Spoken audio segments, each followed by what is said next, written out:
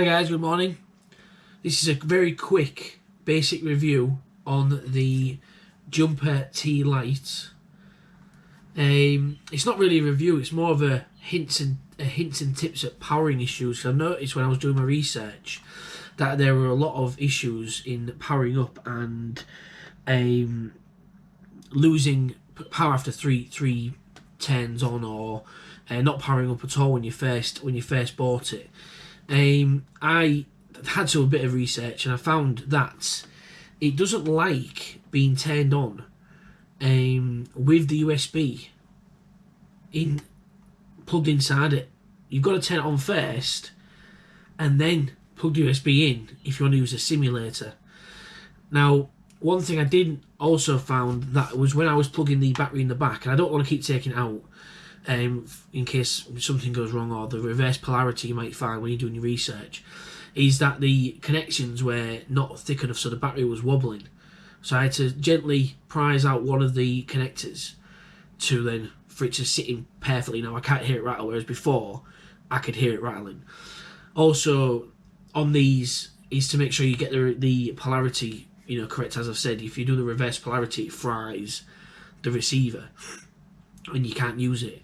So you make sure you put in the positive at the positive end, obviously negative at negative end. There's no way to recover if you don't do it the right way around. I did put on the 18650 battery. I made a bigger positive and a bigger negative because they don't make it very visible on the battery itself, and in the receiver it's very difficult in low lighting to see it. So get a torch, use your flashlight on your phone to see where the positive and negative side is. It's pretty straightforward. Positive is on your left, my left hand, so your right. Once you've got that in, and that's fine, it charges via the USB, which means you don't really need to take it out unless you've got multiple 18650s and you're flying for that long that you require more batteries. Which, I mean, obviously I'm a noob at this, so it's not become apparent for me to need more batteries at the moment. This is primarily going to be my sim remote, because I have the DJI FPV and you can't use that remote properly unless you take it into fully manual mode. Now I'm not quite ready for manual mode, which is why I've gone for the sim, knowing full well I would want a smaller Cineroop or a smaller sort of ducted drone anyway. I thought, well, I might as well invest in another receiver, and then that's the next step into owning more equipment. Then obviously the next one will be either a Cineroop. I might even go to a tiny whoop so I can practice in the house, nice and simple. Now I'm going to get the analog adapter for my DJI V2 goggles, which is 45 quid, so I'll just get one of those eventually. But for now it's going to be on the sim. At the moment I'm using a free sim. I'm going to go to either lift off or uncrashed. I'm not decided yet which one I'm going to go with. Velocidrone gets quite good reviews as well. But yeah, basically the main point of this video was to, if you're having trouble powering up your receiver while it's plugged into the USB into your laptop or your PC, that's maybe why. I'm not guaranteeing it's 100% going to be the reason why, but I was sat for an hour trying to figure out why I couldn't get this to power up, and then I just found a thread somewhere, I can't remember where. I should have found it and linked it maybe in the video. I might try and do that before I post it, on saying that take it out. In fact, it was Facebook. It was somebody on Facebook. They told me to try taking out the USB, powering it up, and then plugging the USB in, and it worked. And some people say that they're losing the functionality of powering up altogether after 3 attempts, but I have used this several times now, and I tell you what a nice, comfortable transmitter receiver to use. The gimbals are very smooth, and I like the gamer pad. I like to game with the Xbox's pads. So I found that this was pretty much identical when you put them side by side. This is my lad's Xbox pad.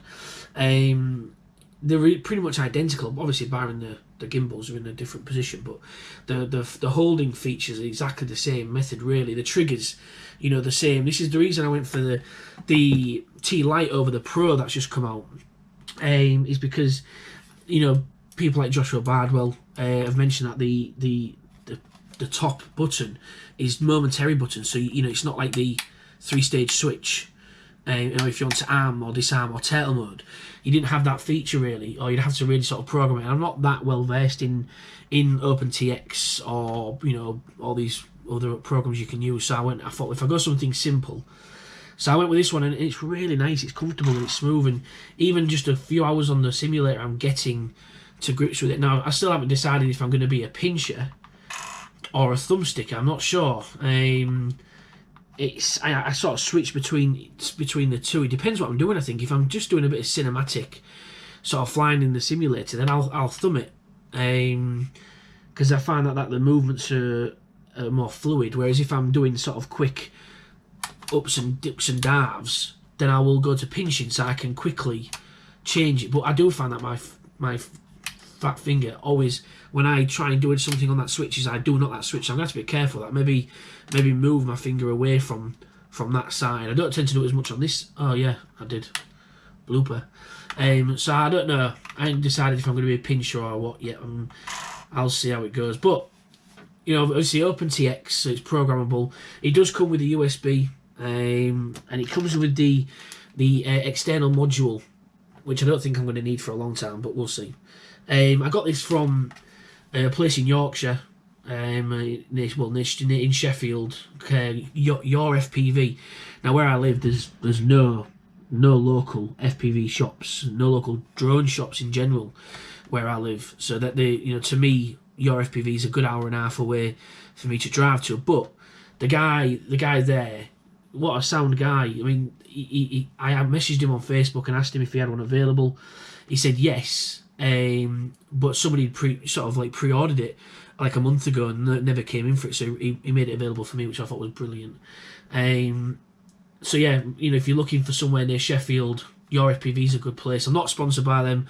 I'm not endorsed by any of these. I bought these out of my own money. Jumper didn't obviously sponsor this. It's not a review. It's more of just a tips guide, powering up really. But yeah, it's nice. I like it, and it's definitely gonna. I think it'll be my main driver when I'm not using the DJI FPV. I do like the DJI FPV, but I'm absolutely petrified of crashing it, which is why I've gone for more practice in the sim, and I'm going to buy a ducted smaller one so I can practice with that a bit better as well. I might even go for a tiny whoop, who knows initially.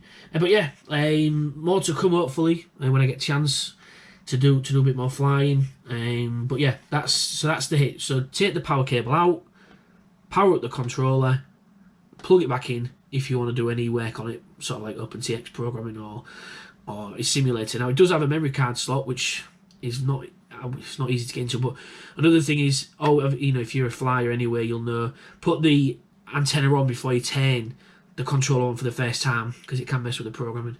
But yeah, other than that, that's it. So all good. Please like and follow. It just, you know, makes me know that I'm doing something worthwhile. But yeah, thanks for your time, guys. See you later.